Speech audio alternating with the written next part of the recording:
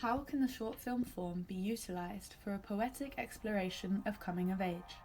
First love and first heartbreak is part of the human experience that films throughout the ages have thought to portray. Hollywood cinema is saturated with cliched rom-coms and coming-of-age films that tend to handle this theme through a comedic or drama-driven lens.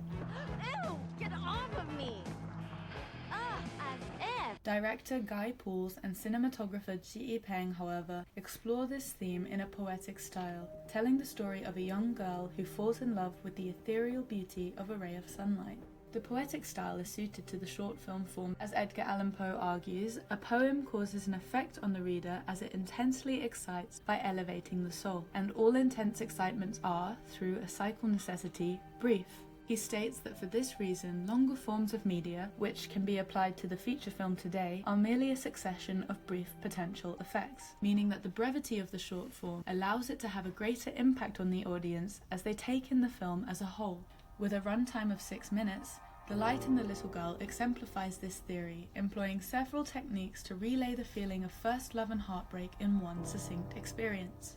The film opens on a dim and quiet kitchen where the little girl has fallen asleep. The colour palette for this scene is cold and muted to highlight the contrast when the child is awoken by a delicate light warming her face. She follows it through to a study where she lays her eyes for the first time on a beam of light, falling softly through the window onto the wood below. She becomes enchanted, stepping closer and running her fingers through it. As her elation with the light grows, so does the warmth of this beam, and colours become brighter and more saturated. The pale yellow light bounces around the oak study to bring out hues of romantic amber and orange that signal to the girl falling in love with the light. Camera movement is also introduced to draw out feelings of playfulness and childlike excitement. The girl brushes her finger along the petal of a yellow orchid, the colour of which reflects not only sunlight but signifies happiness, innocence and vulnerability.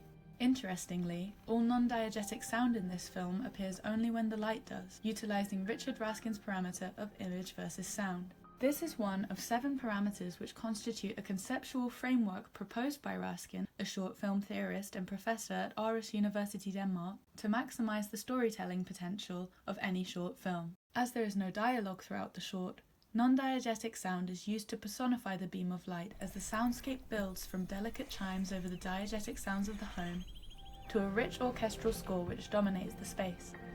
As the light begins to grow longer and dimmer with the setting sun, the score also thins and camera movement slows. Eventually the little girl is left not only in darkness, but in silence and stillness, which draws attention to the empty space left in absence of the light and allows the audience to resonate with the girl's feelings of loneliness and abandonment. Children in film are often used to represent innocence or naivety. The decision to tell the story from the perspective of a little girl leads the audience to shed their current understanding of the world and see it through young eyes. A study is no longer just a place of work, but one of mystery and adventure, and a beam of light is not just light but a playmate. In this way, the character is used to demonstrate human nature at its purest form before it has been muddied by the complexities of adult life and learnt to disguise itself to fit societal norms. This technique is similarly used in Toby Halbrook's Dig, which also explores the loss of innocence with coming of age. In this short, a little girl watches her father pick up a shovel and begin digging in the backyard, a strange behaviour which eventually attracts a crowd of neighbours, highlighting a divide between the worldviews of adults and children as the adults meet his behaviour with criticism.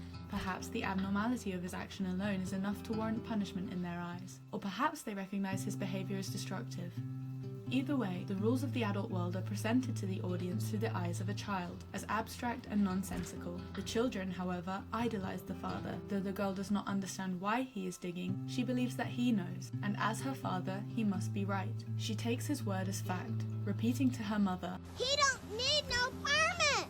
only moments after learning the phrase herself. It is never revealed to the audience why the father is digging, but this is because the little girl also lacks this understanding. The lack of context surrounding the whole leaves it open to interpretation, so different viewers will draw different experiences from the same film, depending on what resonates with them. Guy Pearce appears to share Halbrook's thinking as he states of his own short. Within that image of a little girl trying desperately to capture a ray of sunlight lay a truth about the naivety of childhood that was completely relatable. Curiously, I find it is often the simplest cinematic concepts that most honestly reflect the complexity of human nature.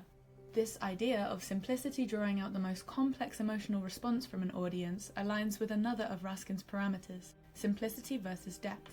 This parameter dictates that a habitable space should be left for the viewer to enter and explore the narrative of a short film, to insert their own meaning and draw their own conclusions, instead of overwhelming them with a convoluted plot which is likely to hold them at a distance.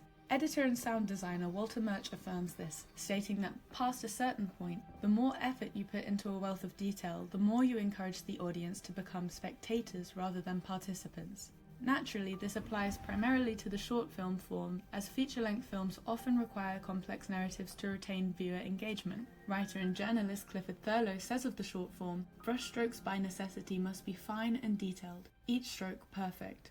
For an impactful short, everything that is not strictly necessary to move the story forward or bond the audience to a character should be stripped away. According to Raskin's parameter of economy versus wholeness, this strengthens a story by keeping it lean and concentrated. The viewer should feel that the film is complete, but also that there is value to be gained from rewatching, much of which concerns the way closure is handled. In The Light and the Little Girl, we return to our point of departure as she meets the light once again in the kitchen the following morning. Although this time, she is not excited to see it. Her cold expression acts as a marker that irreversible change has occurred. She feels betrayed by the light for abandoning her, and though it has returned, she struggles to trust it or to fall in love in the same way she did before. This is reflected through the cinematography, as the kitchen is awash with melancholic blue tones, which colour investigators have shown to be a passive and introspective colour. And here, the little girl is reflecting on the love that she lost as she learns to guard herself from future heartbreak. The camera remains static throughout this scene, emphasizing the lost spark and sense of adventure that she felt during her first encounter with the light. The little girl's worldview has shifted from one of romance and adventure to a more realistic and guarded one, so the cinematography reflects this shift in her external environment. Through these techniques, The Light and the Little Girl utilizes the short film form to explore themes of love and loss. Its brevity, allowing the piece to be consumed as a whole, leads to emotions being felt more intensely, even without the use of dialogue or traditional narrative structures of a feature film. The use of colour, camera movement, and non-diegetic sound personify the beam of light and communicate the feelings of the little girl to the audience, creating a memorable and impactful film experience.